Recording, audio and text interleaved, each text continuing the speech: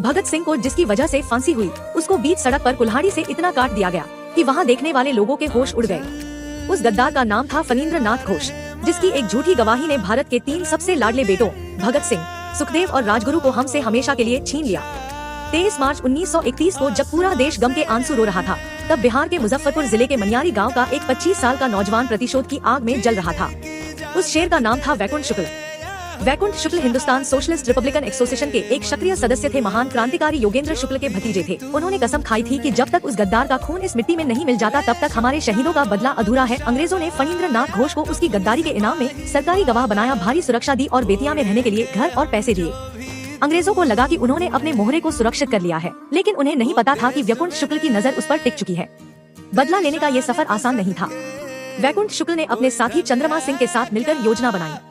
उन्होंने मुजफ्फरपुर से बेतिया तक का करीब 150 किलोमीटर का लंबा और दुर्गम सफर अपनी पुरानी साइकिल पर तय किया। रास्ते में कई पुलिस चौकियां थी।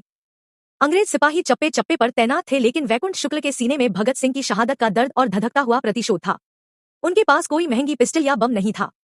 उनके हाथ में सिर्फ एक धारदार कुल्हाड़ी थी, जिसे उन्होंने गद्दार की गर्दन उतारने के लिए ही चुना था। 9 नवंबर 1932 की वो तारीख इतिहास के पन्ने में दर्ज हो गई। बिहार के बेतिया का मीना बाजार इलाका दोपहर का वक्त था। गद्दार फणींद्र नाथ घोष अपने एक साथी के साथ बेखौफ टहल रहा था। उसे गुमान था कि अंग्रेजों के साए में उसे कोई छू भी नहीं सकता। तभी अचानक भीड़ को चीरते हुए बिजली की फुर्ती से वैकुंठ शुक्ल उसके आंखों सामने आ खड़े हुए। इससे पहले कि फणींद्र नाथ की चीख निकलती या पुलिस के अंगरक्षक कुछ समझ पाते, वैकुंठ शुक्ल ने अपनी कुल्हाड़ी से उस पर हमला कर दिया। प्रहार इतना जोरदार था कि गद्दार वही लहूलुहान होकर गिर पर था कि वहां देखने वाले लोगों के होश उड़ गए। भगत सिंह की शहादत का पहला हिसाब चुकता हुआ। हमला करने के बाद वैकुंठ शुक्ल और चंद्रमा सिंह वहां से गायब हो गए। अंग्रेज बौखला गए थे। पूरे बिहार में नाकेबंदी कर दी गई।